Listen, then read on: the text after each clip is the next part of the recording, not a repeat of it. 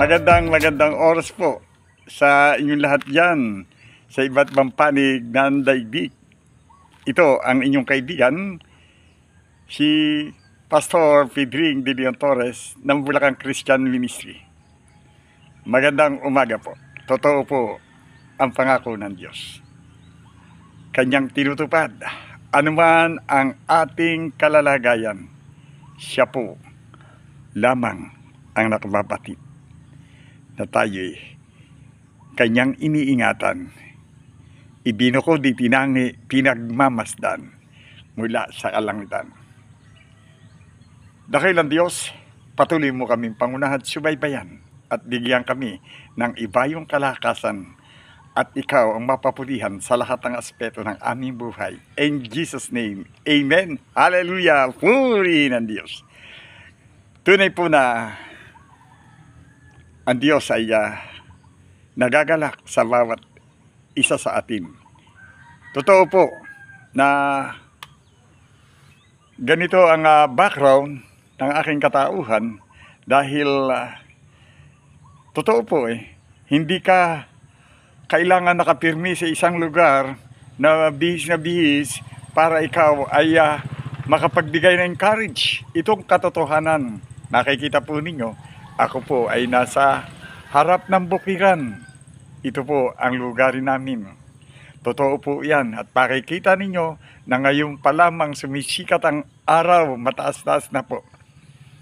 Napakaganda pong pagbastan at tayo binigyan muli ng iba yung kalakasan. Papuri po ay sa Diyos. Kaya mga kapatid, mga kaibigan, anuman ang iyong pinagdaraanan, laban lang dahil totoo ang pangako ng Diyos. Makita niyo po sa mga awit, 3:1 hanggang 8, O Panginoon ko, kay raming kaaway sa balikod mo'y kumakalaban, ang palagi nilang pinag-uusapan, ako ro o Diyos, ay di mo tutulungan. Ngunit ang totoo, tagumpay sa akin ininga, tagumpay sa akin iginawad, mahina akong loob ay iyong pinalakas. Kaya ikaw, Yahweh, ng aking tawagan, sinagot mo ako sa bundok na banal. Ako'y humimlay, agad na nakatulog, ligtas na nagising. At iyong kinupok, libo mang kaaway. Wala akong takot, humanay man sila sa aking palibot. Halika, O Diyos, lapitan mo ako, supuin mo yaong masasamang tao. Yamang kaligtas ay nagbubuhat sa iyo. Pagpalain kami ng mga anak mo. Opo, totoo po iyang pangako ng Diyos. Naanyayahan mo siya lapitan ka.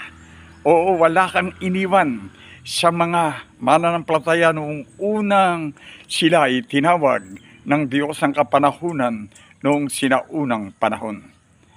Tayo rin po yun na pinagaganap ng Diyos. Ang kinumong isa ka sa mga kapanahunang iyon na nagbibigay ka ng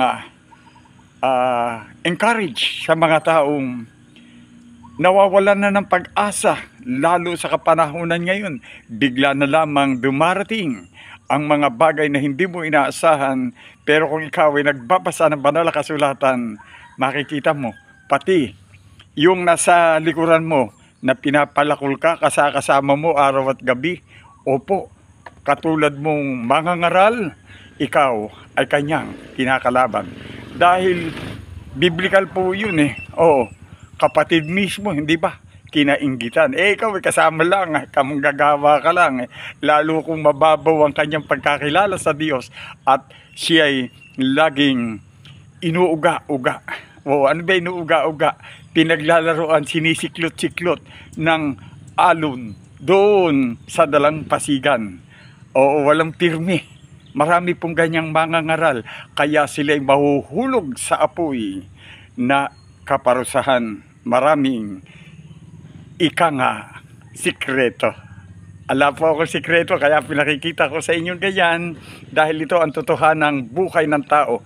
Anuman ang iyong suot, anuman ang iyong kalalagayan, busila kang iyong puso, handa kang magbigay ng kapahayagan sa lahat ng tao, upang ang Diyos ang mapapurihan. Opo, pinakikita ko po ang tunay na katotohanan na hindi na Opo, kailangan talaga maayos, maayos po naman yan.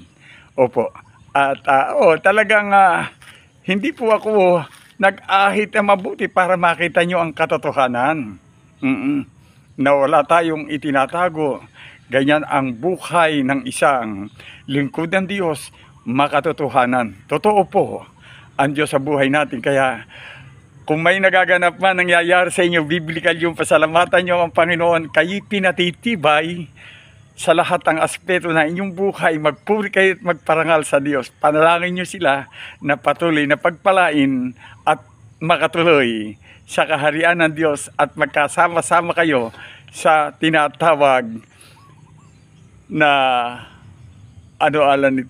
Grand Reunion. Sa sangkalangitan, makita natin ng face to face ang ating amang Diyos na nasa langit. Good morning po.